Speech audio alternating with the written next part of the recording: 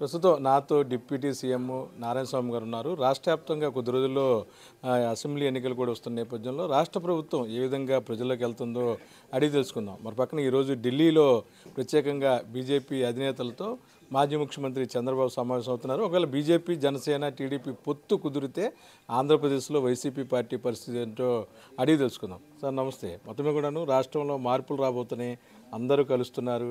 మరి పక్కన మీ కుటుంబంలో సభ్యురాలు షర్మిల కూడా వేరేగా రేపు రాష్ట్రంలో ప్రచారం చేయబోతున్నారు. అసలు ఎలా ఉండిపోతుంది? చంద్రబాబు జీవిత చరిత్ర అంతా తీసుకుంటే కూడా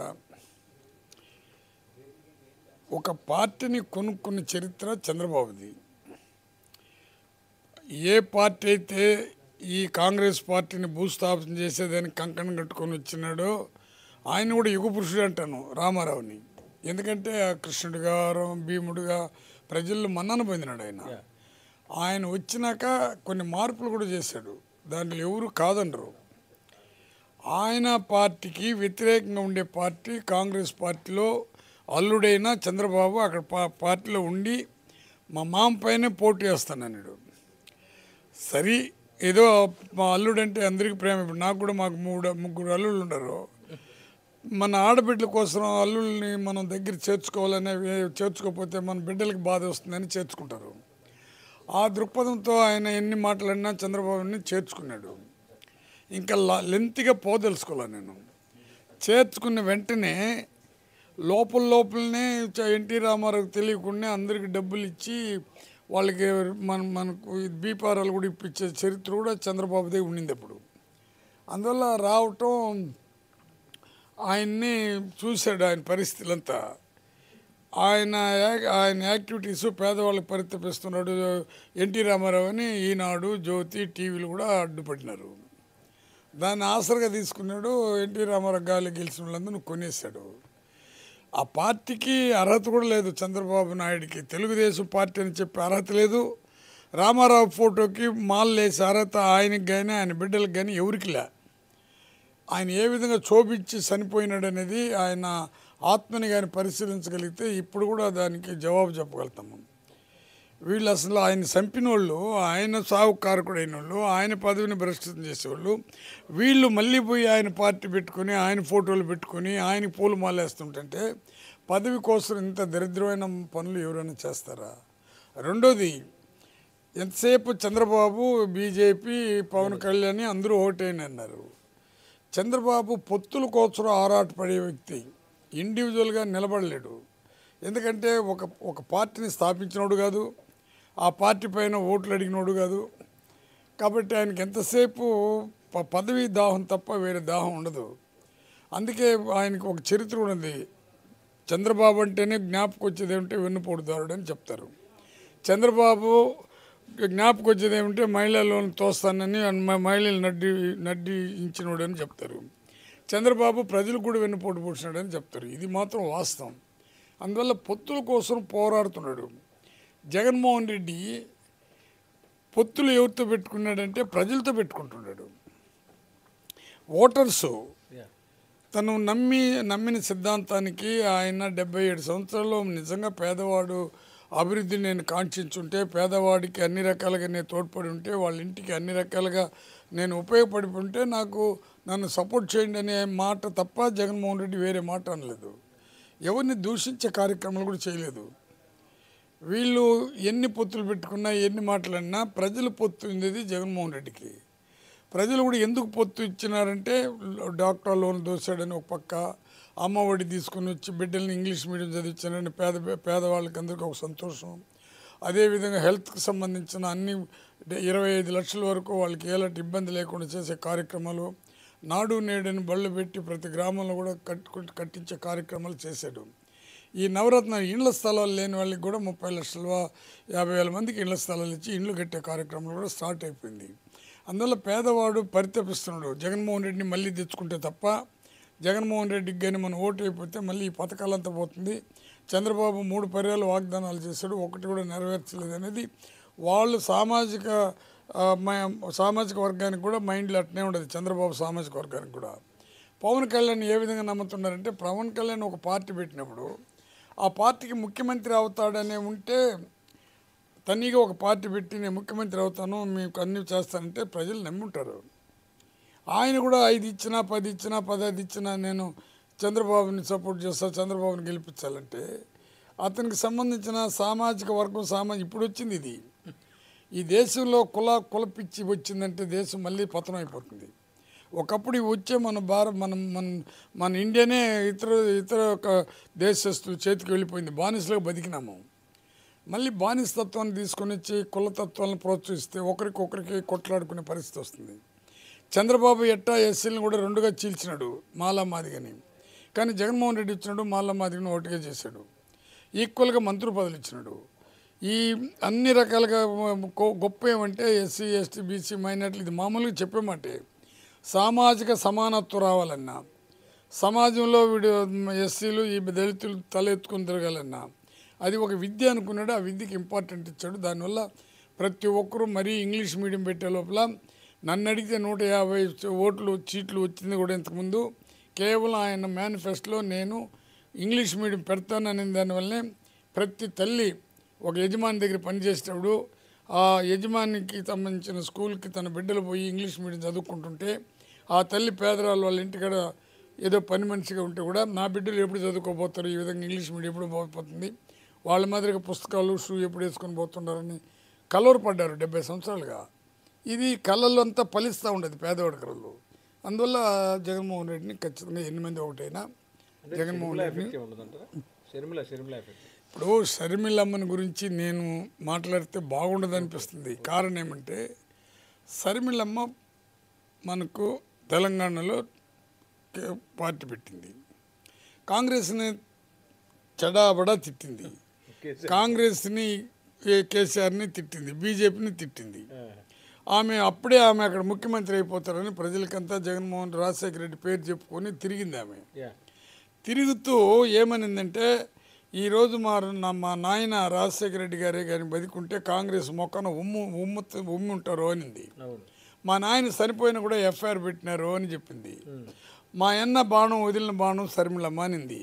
ఇప్పుడు ఆ బాణాలు ఎట్టిపోయిందో ఉమ్మింది ఎట్టిపోయిందో రాజశేఖర రెడ్డి యొక్క పేరు ప్రతిష్టని దిగజార్చే కార్యక్రమాలు ఆమె చేస్తున్నది. ఆమె ఏ పార్టీలో పోయి ఉన్నాను కానీ నేను సంతోషపడి ఉంటాను. కానీ కాంగ్రెస్లో వచ్చేది కాంగ్రెస్సే రాజశేఖర రెడ్డి అన్ని రకాలుగా పతనానికి కాంగ్రెస్సే కసిపెట్టుకుంది. రాజశేఖర రెడ్డి లేకపోతే రాష్ట్రం అంతా కాంగ్రెస్ పోతే రాజశేఖర రెడ్డి ఒకటే కాంగ్రెస్ తీసుకుని వచ్చినాడు. మరి అటువంటి పార్టీలు ఆమె పోయి ఇంకొక జన్మలు కూడా అన్నదమ్ములుగా అన్నా చెల్లిగా పుట్టలేరు. ఆమె పవిత్రమైన మూర్తి విజయమ్మ. రాజశేఖర రెడ్డి ఒక యుగ పురుషుడు. అట్లాంటి కడుపులో పుట్టి ఇటువంటి చేష్టలు చేస్తుంటే మనం ఏం మాట్లాడాలా? అందువల్ల ఆమె గురించి మాట్లాడేదానికన్నా అందుకే నేను వండుకొని కాంగ్రెస్ వాళ్ళు రాజశేఖర రెడ్డి ఫోటో పెట్టుకున్నదిగా అర్హత లేదంటే నా పైన కేసు పెట్టినారు. సోనియా గాంధీకి అర్హత లేదంటే దానిపైన కేసు పెట్టాడు. మరి సోనియా గాంధీని ఇదే షర్మిలమ్మ నోటికి వచ్చినట్టు తిట్టి కాంగ్రెస్ పార్టీ అసహించినప్పుడు ఆమె పైన ఎన్ని కేసులు పెట్టినారు. అది కూడా పెట్టింది ఎవరు? నా దళితుడైనటువంటి రవే పెట్టాడు నా పైన. ఆయన విజ్ఞతగా వదిలేసిన దేశం అంతా చెప్తున్నారు రాజశేఖర రెడ్డికి చనిపోయేదానికి కారకుడు సోనియా గాంధీ చంద్రబాబు అని దేశం అంతా ప్రజలందరూ అనుకుంటున్నారు. వాళ్ళపైన కేసులు పెట్టమను, నా పైన కేసు పెట్టినారని భయపడినాం. కానీ ఒక నిబద్ధత ఉండాలి కదా మనిషికి. అక్కడ కూడా ఎస్సీల పైన కేసులు పెడుతుంటేమే. నా జీవితంలో నేను తెలుగుదేశంలో ఎవడైనా ఎస్సీ నిలబెడితే కూడా వాడిపైన స్టేట్మెంట్లు ఇచ్చింది. ఈరోజు కొత్తగా చంద్రబాబు తయారు చేసి నా పైన స్టేట్మెంట్లు ఇస్తాడు. మరి నిన్నైతే చంద్రబాబు ఎంత గలీజ్గా ప్రవర్తించాడంటే, నేను ఒక దళితుడు, అతను తెలుసు నా క్యారెక్టర్, నేను బానిసగా ఎప్పుడు బతకలా. రెండోది ఏమంటే నా యొక్క ఎక్సైజ్ని మన ఎవరు పెద్దిరెడ్డి రామచంద్రరెడ్డికి అప్పగిచ్చినాను అన్నాడు. పెద్దిరెడ్డి రామచంద్రరెడ్డికి ఎక్సైజ్కి ఏం సంబంధం ఉంది? నేనేదైనా డెసిషన్లు తీసుకుని ఉంటాను, నా డెసిషన్ నేను తీసుకుంటాను. కానీ పెద్దిరెడ్డి రామచంద్రరెడ్డికి ఎక్సైజ్కి ఏం సంబంధం ఉంది? పాపాల భైరుడు పెద్దిరెడ్డి రామచంద్రరెడ్డి అంటాడు. నీకన్నా మించిన పాపం చేసినోడు ఎవరు ఉండడు. ఇప్పటి వరకు పెద్దిరెడ్డి రామచంద్ర పైన కోర్టులో పోయి స్టేలు తెచ్చుకున్న చరిత్ర ఆయనకిలే. నువ్వు అవినీతి పరుడు అయిపోయి చంద్రబాబు అవినీతి అని దేశం అంతా పడుతుండే అవినీతి పరుడు కాదని స్టే తెచ్చుకోకుండా నువ్వు నిరూపించుకుంటే పర్వాలే. నువ్వు అన్నిట్లో స్టే తెచ్చుకుని పెద్దిరెడ్డి రామచంద్రరెడ్డి పాపాల భైరుడు అన్నాడు. మళ్ళీ జగన్ మన విజయానంద రెడ్డిని విజయానంద రెడ్డి పైన స్మగ్లర్ అని ఇచ్చినాడు. నిజంగా విజయానంద రెడ్డి పైన స్మగ్లర్ని ఇచ్చినప్పుడు హెరిటేజ్ కారులో నేను పేర్లు అది నెంబర్ కూడా ఇచ్చిన. హెరిటేజ్ కారులో ఈ దుంపలు మాదిరిగా ఏదండి ఎర్రసందం దుంపలంతా తోలినారు కదా, చంద్రబాబు కారే పట్టుకున్నారు కదా. ఇంకా అది దానికి మించిన స్మగ్లరు, నువ్వు స్మగ్లరా ఆయన స్మగ్లరా, ఆయన పైన 2014 వరకు కేసు పెట్టాల. ఎవరిపైన? విజయానంద రెడ్డి పైన. 2014లో స్మగ్లర్ అని పెట్టినాడు. సరే ఆయన కోర్టుకు పోయినాడు. కోర్టులో ఆయనకి అన్ని రకాలుగా ఆయన తప్పు చేయలేదని బెయిల్ కూడా ఇచ్చారు. ఆయన తిరుగుతూ ఉన్నాడు. నువ్వు స్టేలు తెచ్చుకున్నావు, ఆ బెయిల్ కూడా ఏమన్నా కన్ను పోయింది, కాలు పోయింది, చెవు పోయిందని జడ్జిల్ని నమ్మించి తీసుకుని వచ్చినావు. మరి కన్ను కనపడిపోతే 3వ రోజు ఎట్ట పోయి తిరుగుతావు? కాబట్టి చంద్రబాబు అవినీతిని గురించి మాట్లాడే అర్హత ఆయనకి లేదు. నాకు తెలిసి ఈనాడు ప్రతి ఒక్కరి పైన రాస్తారు, నువ్వు విన్నాను అనుకో. మరి ఈనాడు ఇది మార్గదర్శి పైన ఇంతవరకు ఇండియాలో ఎవరు చెప్పినట్టు జగన్మోహన్ రెడ్డి గట్టిగా నీ యొక్క అవినీతిని బయటపెడుతున్నాడు, నీ అసైన్మెంట్ భూముల్ని ఎట్లా దోపిడీ చేసుకున్నావు, నువ్వు ఏ విధంగా చేస్తున్నావు అని బయటపెట్టినాడు. మరి దాని గురించి పేపర్లో ఒక రోజున రాయమా? కాబట్టి అందులో నేను వచ్చేది ఇది బానిసండు. జగన్మోహన్ రెడ్డి నన్ను రాష్ట్రపతి చేపర్లో తీసుకొని ఎక్కించాడు. నేను పద్మావతి అమ్మగారికి అప్పుడు దళితులు పద్మావతి గుడికి కూడా లోపలికి పోరు, అట్టటి దానికి వస్త్రాలు పెట్టిన. నేను జగన్మోహన్ రెడ్డి ఎప్పుడు వచ్చినా ఆయన హెలికాప్టర్లు తిరుగుతుండా. ఇంకా నన్నేంది బానిస చూసేది, నేనేంది నిలబడేది? ఆ బానిస అనేదానికి, ఎందుకంటే దళితుడు కాబట్టి నన్ను బానిస అని మాట్లాడాడు చంద్రబాబు. ఈ చంద్రబాబు దళితుని రెండుగా తీసినాడు. దళితులు బానిసగా భావించేవాడు. దళితులు ఓట్లు అడిగిన చంద్రబాబు నా యొక్క నేను బానిస, చిన్నప్పటి నుంచి నేను ఫైటరు. 7వ తరగతి నుంచే నేను తిరుగుబాటు చేసినాడు. సొసైటీలో మా పేదవాళ్ళ పైన ఎంత పెద్ద కోటీసుడు మాట్లాడినా వాళ్ళని తిరుగుబాటు చేసినాడు నేను. ఈరోజు జగన్మోహన్ రెడ్డి పైన కూడా నాకు ఎందుకు ఇంత ప్రీతి అంటే, అమ్మఒడి పెట్టినాడు. అది పేదవాళ్ళ తలరాతలు మారుస్తుంది. మళ్ళీ ఆరోగ్యశ్రీ తీసుకుని వచ్చాడు వాళ్ళ నాయన మాదిరిగా 25 లక్షలు. అది పేదవాడి యొక్క రుణ విముక్తిని పూర్తిగా తీసేస్తుంది. పేదవాడికి ఇప్పుడు మహిళల లోన్లు దోసినాడు. అది ఆసరా, చేయూత, వాళ్ళు ఎన్ని రకాలుగా చేయాలని అన్ని రకాలు చేసి ఎవరు కూడా ఇప్పుడు పేదవాడు అనేవాడు కోటీసుల దగ్గరికి పోయి 10 రూపాయలు అప్పు చేసే పరిస్థితి లేకుండా చేశాడు. అందువల్ల జగన్మోహన్ రెడ్డి అంటే నాకు ఇష్టం. మళ్ళీ ఏం క్వశ్చన్ అది కూడా నేను ఎమ్మెల్యేగా మొత్తం సార్ మరి కొద్దిగా తిరిగి అదే ప్రాంతంలో ఎంపీ నుంచి ఎమ్మెల్యేగా వచ్చారు. అంటే చాలామందికి అవకాశం వచ్చినా సరే తిరిగి మీరు ఎమ్మెల్యేగా ఉన్నారు కాబట్టి అసలు ఏం జరిగింది ఒక లిస్టులో? ఫస్ట్ ఏమి జరగలేదు సార్. నన్ను ఎంపీగా డిక్లేర్ చేశారు జగనన్న. నేను ఆయనకి వ్యతిరేకంగా పోయి నాకు ఎమ్మెల్యే టికెట్ ఇవ్వండి అని నేను అడగలా. నా బాధ చెప్పాను. నాకు పాదిరూపు కాలింది, నా ఊరు పాదిరూపు, నేను నియోజకవర్గంలో సమితి ప్రెసిడెంట్గా పనిచేశాను, నేను ప్రజల్లో మమేకం అయిపోయినాను, మీ వల్ల బ్రహ్మాండమైన అభివృద్ధి అయిపోయింది. అది డాక్టర్ 2 హాస్పిటల్ బెడ్లు కానీ గవర్నమెంట్ అనుబంధం కాబట్టి దాన్ని వదులుకోలేను సార్, నేను పేదవాడు, నాకు అది చేయండి సార్ అంటే, అన్నా నువ్వు ఆలోచించాడు ఆయన. ఇది మీరు మాట్లాడితే కూడా టీవీలో వస్తూ కూడా ఆయన ఏమన్నా, నేను ఒకటే అడిగినా, నాకు ఈ తూరి ఏజ్ కూడా అయింది, నాకు అవకాశం ఇవ్వండి సార్, నేను ఎమ్మెల్యేగానే పోతానని చెప్పిన. నాకు మొదటి నుంచి మా పాపకి ఇవ్వాలని కూడా ఆశ ఉండింది. అదేదో సరే ఆమెకి ఇంకా చిన్న వయసు ఉంది కాబట్టి ఆమె పోతుంది అనుకో, అందుకని నేను చెప్పటం జరిగింది. ఆయన ఆలోచించారు. మళ్ళీ నా కోరికని మన్నించాడు. ఒక యజమాని దగ్గర ఒక కూలివాడిగా నా యజమానికి నా బాధలు చెప్పా, దాన్ని ఓకే చేశాడు. కొంతమంది అక్కడ రకరకాలైన మాటలు మాట్లాడుతూ, నేను ఎవ్వడికి మా నియోజకవర్గంలో శత్రువు కాదు, ప్రతి ఒక్కరికి పదవులు ఇచ్చినోడే నేను, నాకు శత్రుత్వం అనేదే లేదు, అందరూ నా బంధువులుగానే చూసిన. మరి కొంతమంది ఎందుకు ఆ విధంగా అన్నారో భగవంతుడికి వదిలేసిన. నాకు గ్రూప్ రాజకీయాలు నాకు తెలిసింది ఒకే గ్రూప్, అది జగన్మోహన్ రెడ్డి గ్రూపు. ఆ గ్రూప్లో ఎవరున్నా పని చేస్తే సంతోషపడతా. భారీ మెజార్టీ ఇప్పుడు చెప్పను నేను, లాస్ట్ ఇయర్ వచ్చిన దానికైనా ఎక్కువ మెజార్టీ కానీ నాకు రాకపోతే నేను గెలిచినా జగనన్న కాళ్ళ మీద నా రిజిగ్నేషన్ పెట్టి ఇంటికి వస్తా. మళ్ళీ చెప్తుండా 100% గెలుస్తా. భారీ మెజార్టీ. అది కూడా భారీ మెజార్టీ. దానికి ఏమిటంటే మన ఎవరికి వ్యతిరేకం లేదని నా ఆలోచన, నా ధైర్యం కూడా, నా దమ్ము కూడా ఇది. ఇంక దీన్ని పట్టుకుని నేను అవినీతి పరుడు అంటే నాకు ఓటు వేయరు సార్. అవినీతి పరుడు అంటే ఓటు వేయరు. చంద్రబాబు కూడా ఏమన్నాడా, నాకు టీ నీళ్ళు తాగేదానికి కూడా అవకాశం లేదంట. ఎవరో ఆయన రామచంద్రరెడ్డి పట్టినాడంట, ఆయన నా నా పోర్ట్ఫోలియో ఆయనకి ఇచ్చినంట.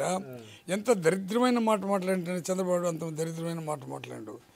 లేదా అతనికి ఇది ఒక అవకాశం వచ్చింది, చెప్పపోతే కూడా వాళ్ళ పార్టీ అబద్ధాలు చెప్తారు కదా. నా పైన కూడా అబద్ధాలు చెప్పి 10,000 కోట్లు దండుకున్నాడంటే దాన్ని కొంత నమ్మి ఉంటారు. ఎవడో ఒకడు అది నాతో విమర్శిస్తారు. కనీసం దీన్ని నమ్మేవాళ్ళు కూడా అక్కడక్కడ ఉంటారు. ఇప్పుడు నా పైన కొంత కసి ఉండేవాళ్ళు అక్కడక్కడ ఉంటారు సార్. నేనేం తప్పు చెప్పేది కూడా కసి అన్నది ఒకటి. వీడు తిరుగుబాటు చేసేవాడురా, వీడు మొదటి నుంచి వీడు ఎవడు లెక్క పెట్టరా, వీడు జగన్మోహన్ రెడ్డిని తపస్సు చేసేవాడు, జగన్ అంటే తప్ప మన వాళ్ళు నేను లెక్క కూడా పెట్టలేదని కొంతమందికి ఉంటుంది. కానీ లాస్ట్లో మిథును రామచంద్రరెడ్డి కూడా, ఈవెన్ మిథును రామచంద్రరెడ్డి, భాస్కర్ రెడ్డి, మన కృష్ణమోహన్ సారు, చెవిరెడ్డి భాస్కర్ రెడ్డి చెప్పింది. అదేవిధంగా సజ్జల రామకృష్ణ రెడ్డి కూడా నేను పోయి చెప్పినాను, మళ్ళీ బొత్సాకు కూడా చెప్పినాను. అందరూ జగనన్న యొక్క ఆలోచన చూశారు. ఆయన ఒప్పుకుంటే వీళ్ళు కూడా హ్యాపీగా వేస్తున్నారు. నాకు అట్టెత్తుకుంటే మిదినే 4 గంటలకు అన్నా మళ్ళీ నీకు ఇస్తుండాలని అని చెప్పాడు. నేను ఏ కుటుంబానికి వ్యతిరేకం కాదు కదా, అందువల్ల నేను హ్యాపీగానే ఉండా. మొత్తమే కూడాను ఉన్నట్టుగా మాట్లాడే డిప్యూటీ సీఎం నారాయణ స్వామి గారు తిరిగి అదే ప్రాంతంలో ఎమ్మెల్యేగా పోటీ చేస్తున్నారు. అక్కడ ఉన్న కనెక్టివిటీ ఏదైతే ప్రజలతో కలిసి ఉన్న పనితీరు విధానమే ఆయనకి తిరిగి ఆ ప్రాంతాన్ని ఎన్నిక చేశారు ముఖ్యమంత్రి గారు. ముఖ్యమంత్రి మీద అపారమైన ప్రేమ అభిమానం ఉన్న ఏకైక నాయకుడు ఎవరైనా ఉన్నారంటే అది డిప్యూటీ సీఎం నారాయణ స్వామి అని చెప్పొచ్చు. ఎందుకంటే ఒక లిస్టులో ఒకసారి ఎంపీగా ఆయన పేరు వచ్చినా సరే తిరిగి నువ్వు అన్నట్లుగానే తిరిగి ఎమ్మెల్యేగా ప్రాంతంలో పోటీ చేయని ఆయనకే ఛాన్స్ ఇచ్చి ఆ ఛాన్స్ని నిర్ధారించుకుంటూ కూడా భారీ మెజార్టీతో వచ్చే ఎన్నికల్లో గెలిచి తీరుతానంటున్నారు డిప్యూటీ సీఎం నారాయణ స్వామి. వీడియో జర్నలిస్ట్ భానుతో కలిసి సచివాలయం నుండి అబ్దుల్ అలీ, మై డ్రీమ్ కోసం.